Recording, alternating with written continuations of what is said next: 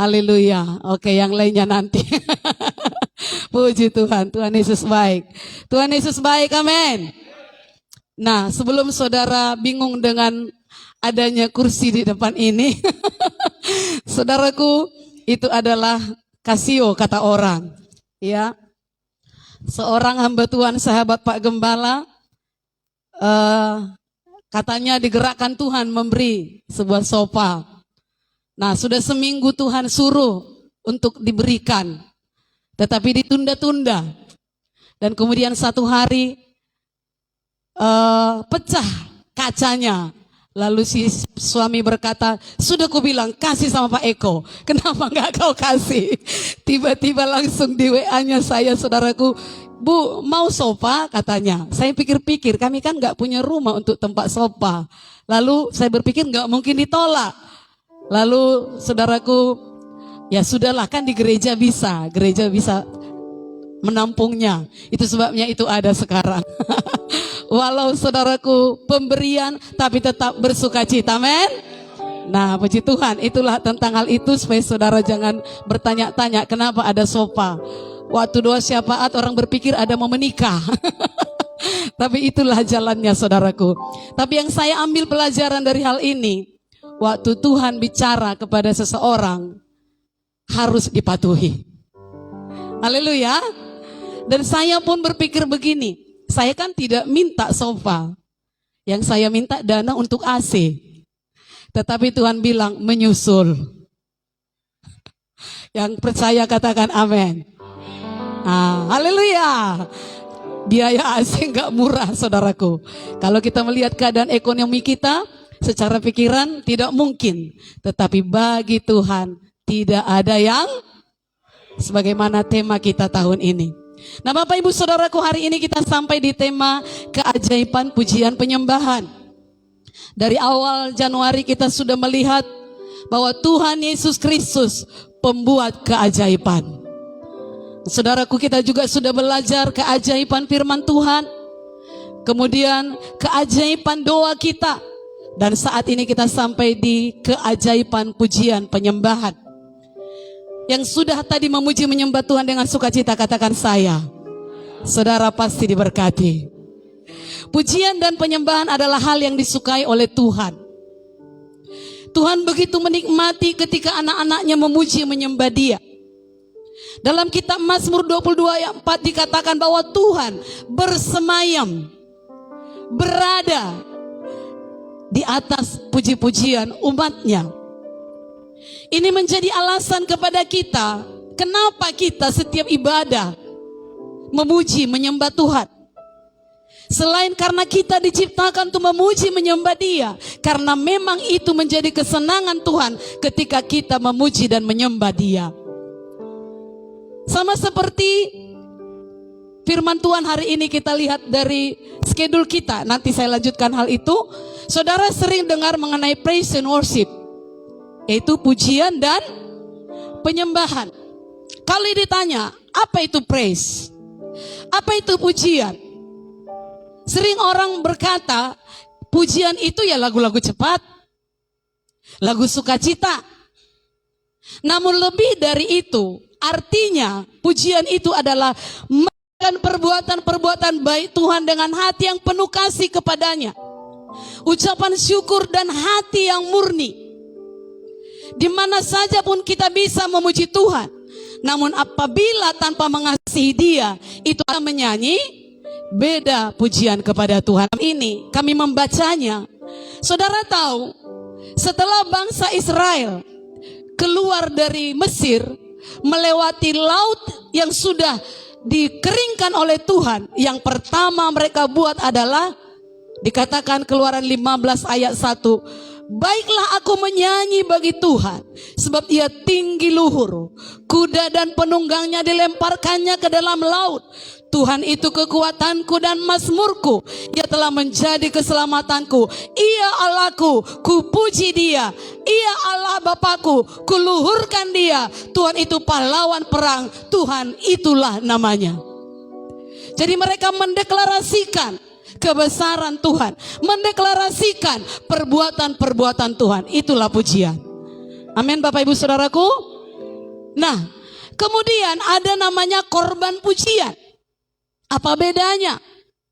Sama seperti pujian, ini menuntut korban atau bayar harga.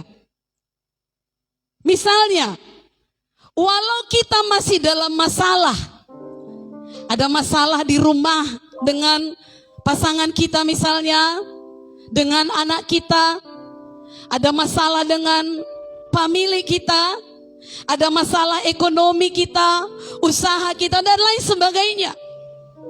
Namun dalam hal itu pun kita bisa memuji Tuhan. Haleluya. Saudaraku, walau tidak ada orang yang mengetahui pergumulan kita, namun Allah tahu. Itu sebabnya kita mengangkat tangan di tengah badai kehidupan, kita memuji Tuhan. Ada janji Tuhan melalui korban pujian.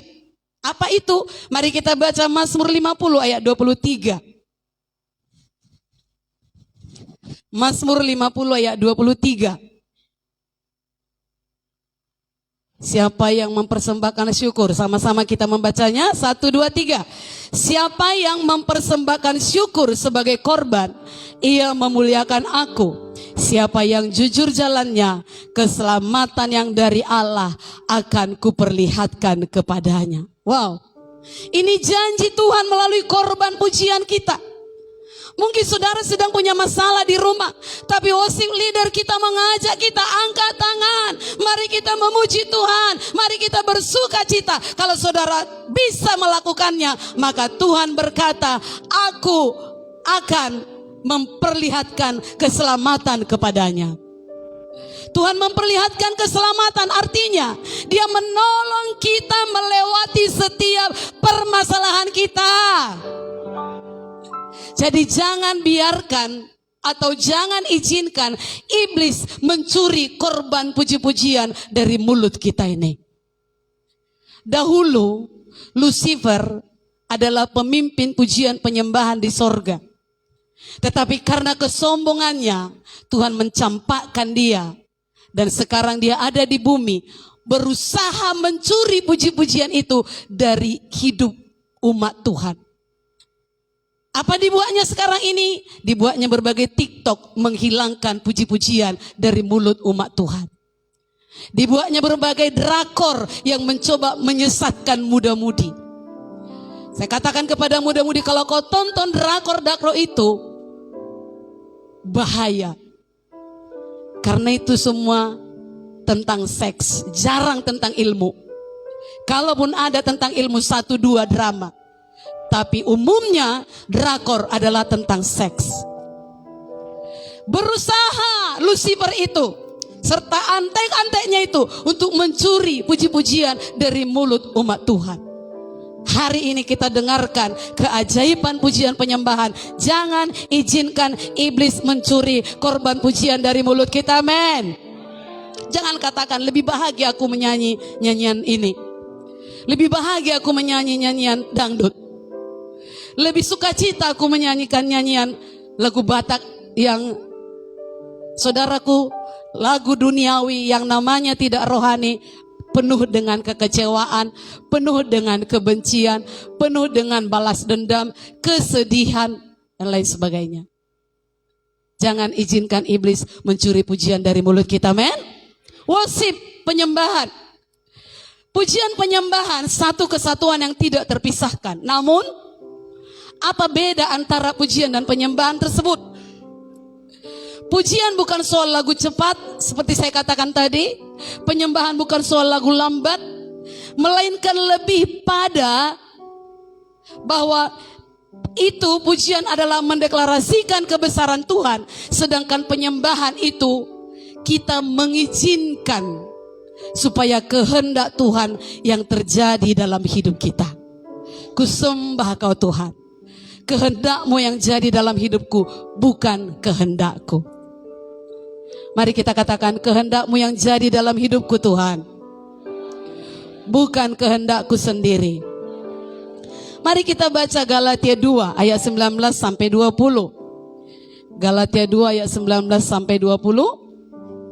Sama-sama 1, 2, 3. Sebab aku telah mati oleh hukum Taurat untuk hukum Taurat, supaya aku hidup untuk Allah. Aku telah disalibkan dengan Kristus. Namun aku hidup, tetapi bukan lagi aku sendiri yang hidup, melainkan Kristus yang hidup di dalam aku. Dan hidupku yang kuhidupi sekarang di dalam daging adalah hidup oleh iman dalam Anak Allah yang telah mengasihi aku dan menyerahkan dirinya untuk aku. Ini ada nyanyiannya, lagu lama tetapi sangat menguatkan jiwa. Kalau saudara tahu lagunya, kita sama-sama menyanyi, amin? Amin. Adapun hidupku ini bukannya aku lagi, melainkan Kristus yang hidup di dalam aku. Aku telah disalibkan dengan Tuhan Yesus, supaya aku hidup untuk Allah kudus. Tolong ditampilkan. Tetapi hidup yang sekarang aku hidup di dalam tubuh ini. Aku hidup di dalam iman kepada Anak Allah yang mengasihi aku dan yang menyerahkan dirinya untuk aku. Ada ayat selanjutnya. Siapa yang ada di dalam Tuhan Yesus Kristus, Ia adalah ciptaan Tuhan yang baru. Yang lama sudahlah lalu dan yang baru pun datang, karena Yesuslah yang hidup di dalam aku. Buah roh adalah kasih, sukacita dan damai sejahtera, kesabaran dan kemurahan, setia lemah lembut. Barang siapa pilih Kristus, Ia menyalibkan tubuhnya, hidup dalamnya. Haleluya. Dalam kali kata-kata ini, maka dikatakan aku hidup. Ini Paulus berkata, kenapa dia bisa menghadapi segala tantangan? Karena ini, aku hidup, tetapi bukan lagi aku sendiri yang hidup, melainkan Kristus yang hidup di dalam aku. Katakan kiri kanan saudara, jangan sembarangan, Kristus hidup di dalam aku. Haleluya. Dan hidupku yang kuhidupi sekarang di dalam daging. Ini memang daging ya. Daging. Sukanya ini daging ini malas, tidur-tiduran. Daging ini sukanya najis. Inilah daging. Kehendak daging. Tetapi dikatakan di sini adalah, dan hidupku yang kuhidupi sekarang di dalam daging adalah hidup oleh iman. Kalau tanpa iman gak bisa kita mematikan daging ini. Oleh iman dalam Anak Allah yang telah mengasihi aku dan menyerahkan dirinya untuk aku. Inilah penyembah sejati. Kristus hidup di dalam dia. Sekali lagi katakan, Kristus hidup di dalam saya. Itulah penyembahan sejati. Penyembah yang sejati akan menyembah bukan karena apa yang Tuhan sanggup kerjakan, melainkan oleh sebab pribadi Allah sendiri. Kalau saudara mau datang beribadah untuk berkenan kepada Tuhan, miliki sikap seperti itu. Saudaraku, jangan pernah menyembah Dia hanya karena ingin memperoleh sesuatu darinya, melainkan lebih pada berangkat dari kasih dan cinta kepadanya. Sebab kasih bukan mengambil, betul? Kasih memberi. Karena kita mengasihi Tuhan, kita beri yang terbaik hidup kita. Amin. Itulah bukti kita mengasihi dan menyembah Dia. Jika kita menyembah demi memperoleh sesuatu, maka sesungguhnya kita bukan menyembah Dia. Kita bukan memikirkan Dia, tapi diri kita. Bapak ibu saudaraku, seolah-olah kita beribadah mau berinvestasi dengan Allah. Allah bukanlah mesin ATM. Yang tahu ATM katakan saya. Allah. Yang tahu ATM katakan saya. Allah bukan ATM, bukan mesin ATM. Kalau aku datang beribadah, ku dapat nanti segini. Kalau aku datang beribadah, ku dapat nanti segini. No. Allah bukan mesin ATM. Karena itu jauh lebih benar memuji Dia, korban puji-pujian, ucapan syukur, menyembah Dia dari hati yang mengasihi Dia. Haleluya, haleluya. Itulah penyembahan. Dan hasilnya mengalami keajaiban Tuhan melalui pujian penyembahan. Ketika kita menyembah Dia, tentu ada keajaiban, tapi bukan itu tujuan kita. Tentu ada kuasa Allah yang dilepaskan dari sorga. Kita lihat beberapa di antaranya. Yang pertama, kuasa gelap dilumpuhkan. Mari kita baca Mazmur 149 ayat 6 sampai 9. Itu dia sudah tampil, kita baca 1, 2, 3. Biarlah pujian pengagungan Allah ada dalam kerongkongan mereka, dan pedang bermata dua di tangan mereka, untuk melakukan pembalasan terhadap bangsa-bangsa, penyiksaan-penyiksaan terhadap suku-suku bangsa, untuk membelenggu raja-raja mereka dengan rantai, dan orang-orang mereka yang mulia dengan tali-tali besi, untuk melaksanakan terhadap mereka hukuman seperti yang tertulis. Itulah semarak bagi semua orang yang dikasihinya. Haleluya.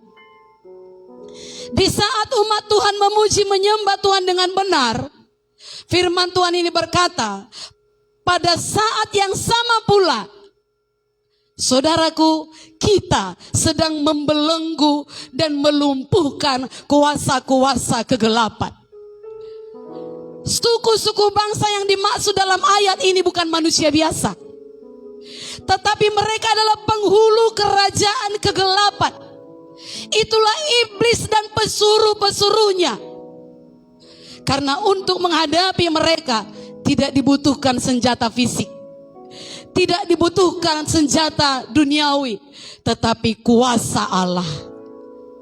Dalam 2 Korintus 10:4 berkata, karena senjata kami dalam perjuangan bukanlah senjata duniawi, bukan pistol, bukan pisau yang tajam, tetapi senjata yang diperlengkapi dengan kuasa Allah yang sanggup untuk meruntuhkan benteng-benteng.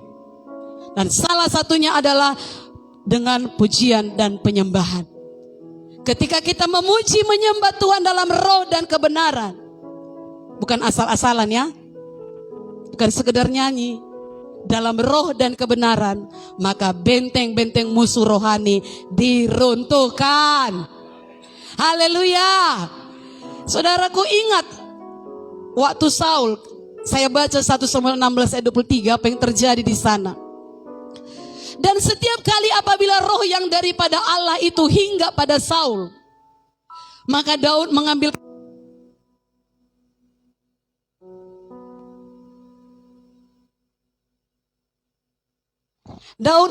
kecapi dan memainkannya. Apa yang terjadi? Saul merasa lega dan nyaman, dan roh yang jahat itu undur daripadanya. Setiap kali Daud memainkan kecapinya dalam pujian dan penyembahan, Maka roh jahat yang biasa menguasai Saul dihalau keluar daripadanya. Mungkin saudara bisa bertanya, kok ada roh jahat dari Tuhan ya? Roh jahat yang dari Tuhan diartikan sebagai roh yang digunakan Tuhan untuk menghukum orang yang melawan kehendaknya. Diizinkan Tuhan, sama seperti Tuhan mengizinkan iblis untuk mengganggu hidup Ayub. Sama seperti itu hal ini. Jadi tidak usah bingung akan hal itu. Amin saudaraku. Jadi roh yang diizinkan Tuhan untuk menghukum orang yang melawan kehendaknya. Mari kita tidak melawan kehendak Tuhan. Haleluya. Mungkin kita gak terang-terangan melawan kehendak Tuhan, tapi di dalam hati berkata, sekali-sekali gak apa-apalah, Tuhan kan baik. Nanti aku jatuh bangkit lagi. Kalau sudah tahu kebenaran, kerjakan kebenaran, amin. Bisa dibayangkan bagaimana indahnya kehidupan saya dan saudara, pribadi lepas pribadi atau keluarga kita, rumah tangga kita, apabila kita hidup dalam suasana pujian penyembahan setiap hari. Yang pasti area kita steril dari pengaruh kuasa kegelapan. Kenapa kadang tidak ada angin, tidak ada asap, tidak ada api, tiba-tiba muncul pertengkaran? Ini ada roh kegelapan yang ingin merusak rumah tangga. Bisa saja dari satu kata saja timbul pertengkaran. Tetapi kalau rumah tangga kita, hidup kita dipenuhi dengan pujian penyembahan, maka area kita steril dari pengaruh kuasa kegelapan. Yang mau rumahnya steril dari pengaruh kuasa kegelapan, katakan amin. Suka memuji menyembah Tuhan. Bangun pagi puji sembah Tuhan. Pasang lagu rohani kalau saudara sudah selesai. Jangan izinkan lagu-lagu yang lain menguasai rumah saudara. Ada banyak puji-pujian penyembahan yang bisa memenuhi rumah saudara, sehingga rumah saudara, keluarga saudara steril dari pengaruh kuasa kegelapan. Haleluya. Kalau ada saudara lihat, saudara rasakan, kok begini ya anakku ini, kok begini suamiku ini, kok tiba-tiba dia marah, kok tiba-tiba istriku ini begini. Ada pengaruh kuasa kegelapan yang ingin merusak rumah tangga saudara, yang ingin merusak anak-anak saudara, yang ingin merusak suami saudara, yang ingin merusak istri saudara, yang ingin merusak anak saudara. Naikkan pujian penyembahan, amin. Haleluya. Selanjutnya membebaskan kita dari segala belenggu yang mengikat. Kita bisa belajar banyak dari kisah Paulus dan Silas dalam Kisah Para Rasul 16 ayat 25 sampai 26, sama-sama 1, 2, 3. Tetapi kira-kira tengah malam, kapan? Kapan? Jadi kalau diajak doa malam jangan malas. Tetapi kira-kira tengah malam, lanjut, Paulus dan Silas berdoa dan menyanyikan puji-pujian kepada Allah dengan orang-orang hukuman lain mendengarkan mereka. Akan tetapi gempa bumi yang hebat sehingga sendi-sendi penjara itu goyah, dan seketika itu juga terbukalah semua pintu dan terlepaslah belenggu mereka semua. Wow. Semua pintu, sendi-sendi penjara goyah, terlepas semua apa yang mengikat mereka. Rantai besi yang mengikat mereka terlepas.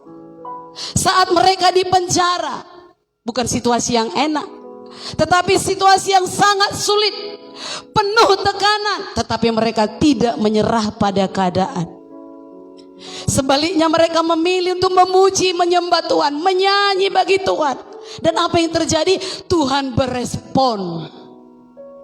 Tuhan merespon pujian dan penyembahan mereka dengan cara yang luar biasa. Saudara, saat saudara memuji menyembah Tuhan di sini, Tuhan berespon. Maka fokus kepada Dia, bukan kepada yang lain. Baju Sianu itu jelek kali. Masa kayak gitu, itu aja bajunya tiap minggu. Masa begitu? Mereng dah si worship leader kami ini. Masa begitu? Itu gak fokus sama Tuhan. Saudaraku, tiba-tiba terjadi gempa bumi yang dahsyat. Ini respon Tuhan atas nyanyian Paulus dan Silas. Pintu-pintu penjara terbuka, belenggu mereka terlepas. Ini adalah bukti nyata bahwa ada keajaiban, ada kuasa yang besar dalam pujian penyembahan yang kita naikkan kepada Tuhan. Haleluya. Maka kami minta jangan terlambat ibadah, supaya saudara bisa ikut memuji menyembah Tuhan. Amin. Amin. Ayat ini mengingatkan kita bahwa pujian dan penyembahan bukan sekedar tindakan fisik, tetapi juga sebuah ekspresi iman yang kuat. Dia sanggup membebaskan kita dari segala belenggu. Adakah saudara dibelenggu ketakutan akan hidup ini? Saudara dengar berita-berita aneh-aneh berita sekarang. Adakah saudara khawatir akan hidup ini? Atau ada dosa yang masih membelenggu saudara? Keajaiban pujian penyembahan membebaskan kita dari segala belenggu. Haleluya. Nah selanjutnya, kalau kita suka memuji menyembah Tuhan, bukan hanya di gereja tentunya, di rumah saudara juga, di mana saja, kita akan menerima hikmat Tuhan. Mari kita baca 2 Raja-Raja 3 ayat 15 sampai 18. Ini dahsyat saudaraku. 2 Raja-Raja 3 ayat 15 sampai 18. 1, 2, 3. Maka sekarang jemputlah bagiku seorang pemetik kecapi. Pada waktu pemetik kecapi itu bermain kecapi, maka kekuasaan Tuhan meliputi dia.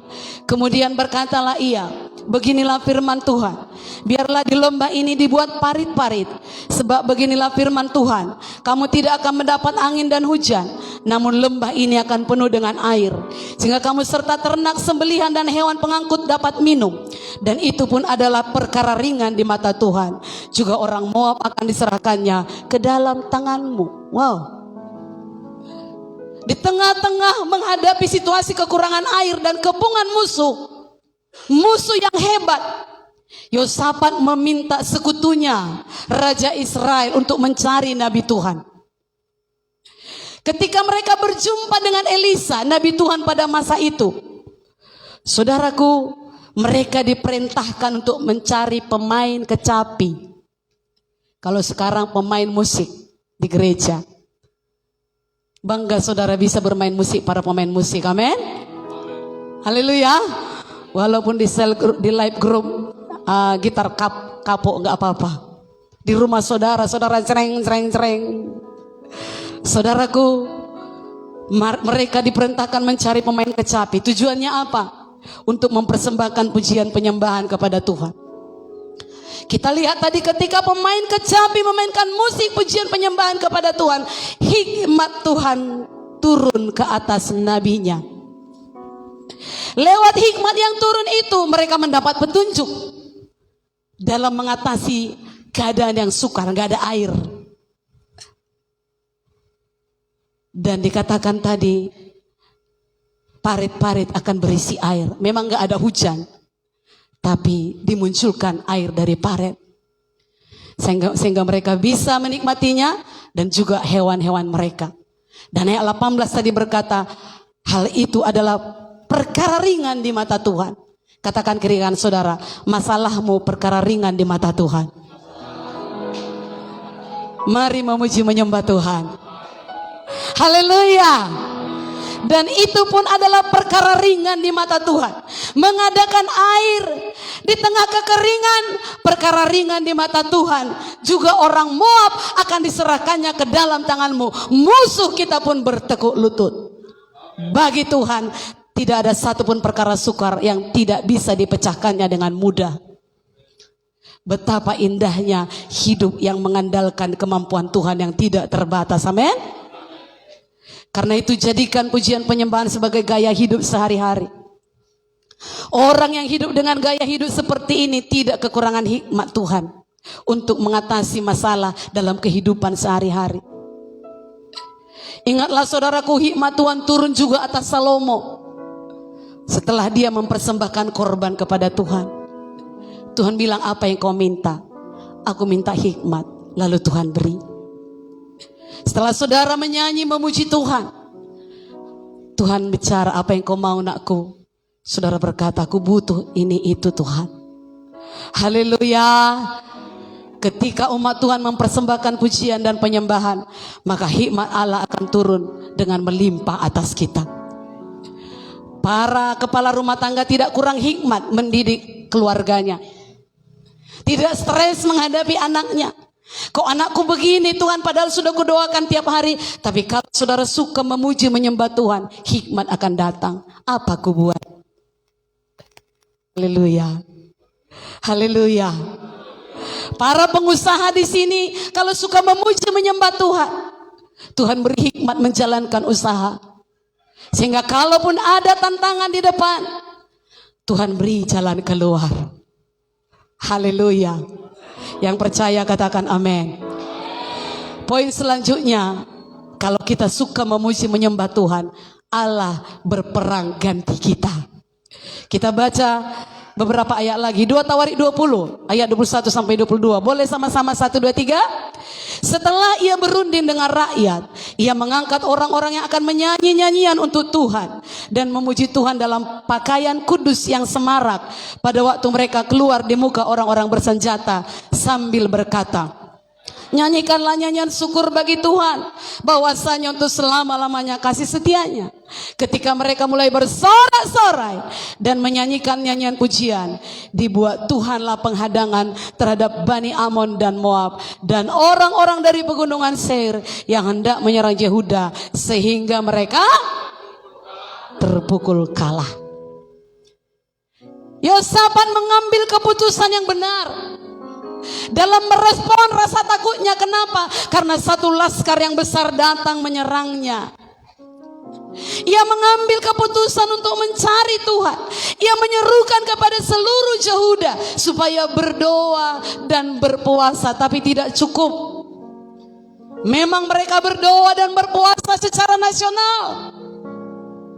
Isi doanya pun bisa kita baca dalam perikop ini. Tuhan pun menjawab doa mereka lewat ia hasil dihinggapi roh Tuhan dan menyampaikan pesan Tuhan kepada Yosafat dan bangsa Yehuda begini, ayat 15-nya.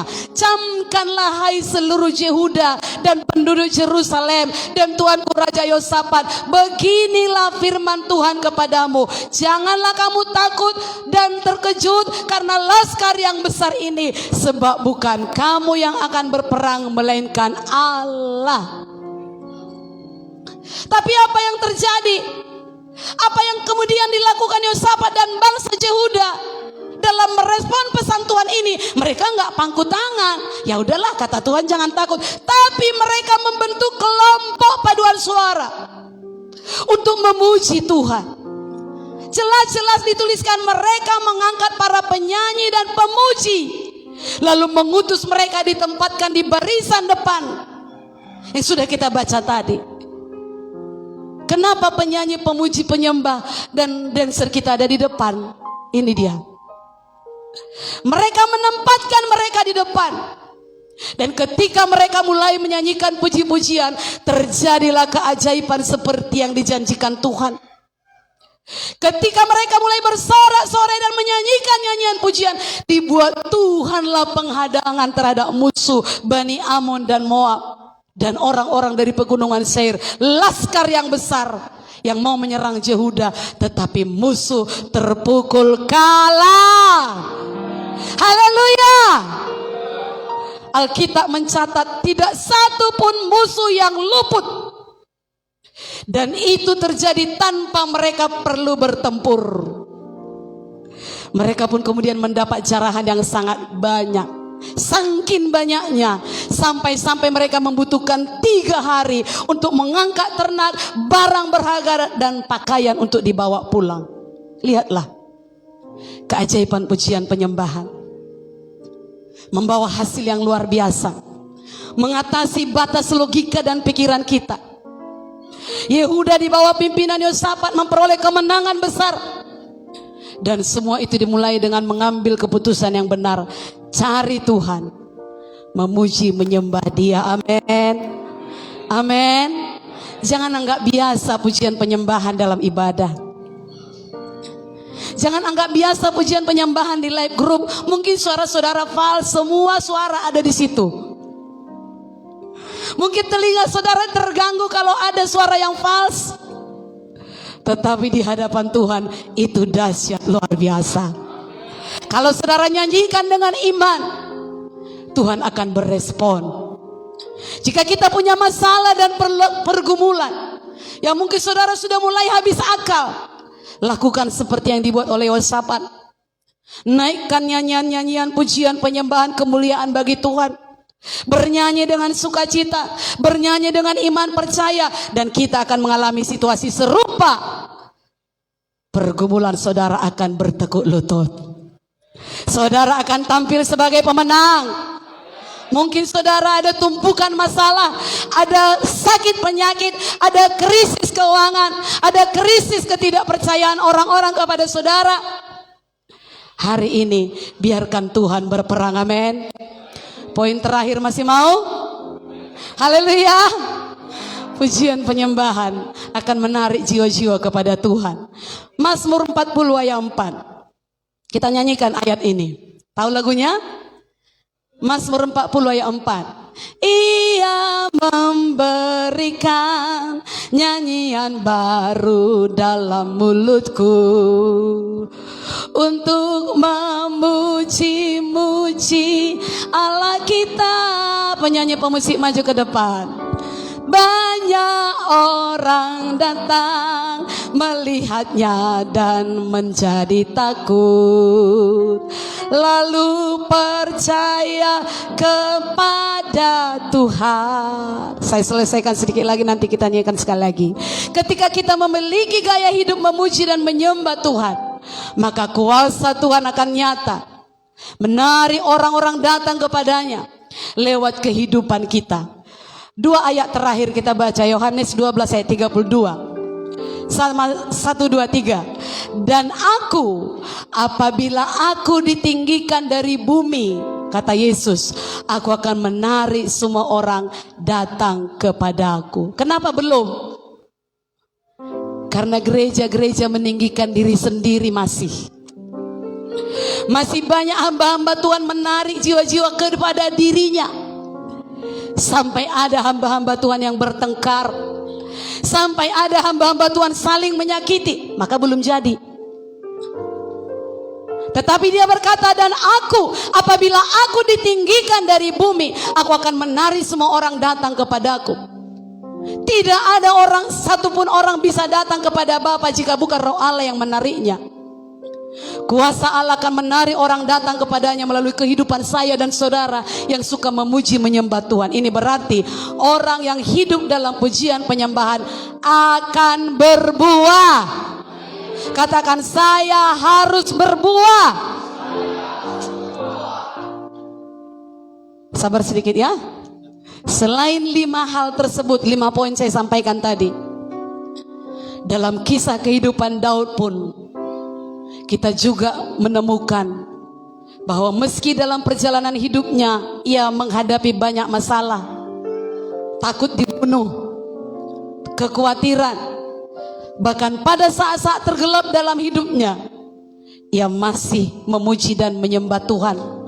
Dan karena hidupnya yang demikian berat, melahirkan mazmur-mazmur yang indah yang menguatkan kita sampai saat ini. Di Mazmur 119 ayat 164 dia berkata begini, 7 kali dalam sehari aku memuji-muji Engkau karena hukum-hukum-Mu yang adil. 7 kali dalam sehari.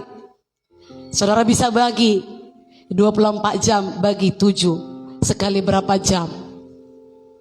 Kurangi jam tidur 8 jam, 16 jam bagi 7 kali. Itu berarti saudara selalu ada dalam pujian penyembahan, amin. Mengapa Tuhan senang kita menaikkan pujian dan penyembahan dikala kita sedang menghadapi masalah? Jawabannya sederhana, supaya kita tidak terjebak dengan persungutan. Kalau ada masalah, Seperti yang kita baca di Keluaran 15:16 hari ini. Baru terjadi mujizat, langsung bersungut-sungut. Bangsa Israel bersungut-sungut, mana air Musa, mana air? Mana makanan Musa, mana makanan? Musa bilang, sungut-sungutmu bukan kepadaku, tapi kepada Tuhan. Saya bilang sama muda-mudi, jangan suka bersungut-sungut. Sungut-sungutmu sampai kepada Tuhan. Ganti sungut-sungut dengan pujian penyembahan, amin. Sebab 1 Korintus 10:10 berkata, dan janganlah bersungut-sungut seperti yang dilakukan oleh beberapa orang dari mereka, yaitu Israel, sehingga mereka dibinasakan oleh malaikat maut. Itu sebabnya Tuhan suka kita memuji menyembah Dia, supaya mulut ini tidak suka sungut-sungut. Mari memuji menyembah Tuhan, karena itu bukan hanya memperkuat iman, tapi memberikan kita keajaiban dan kebebasan sejati dalam Kristus. Yang mau mengalami keajaiban Tuhan, katakan saya. Mari kita bangkit berdiri. Kita akan merasakan bahwa tidak ada situasi yang terlalu berat untuk dihadapi ketika kita mengandalkan Tuhan dalam pujian penyembahan kita. Berbeda dengan lagu dunia seperti saya katakan tadi.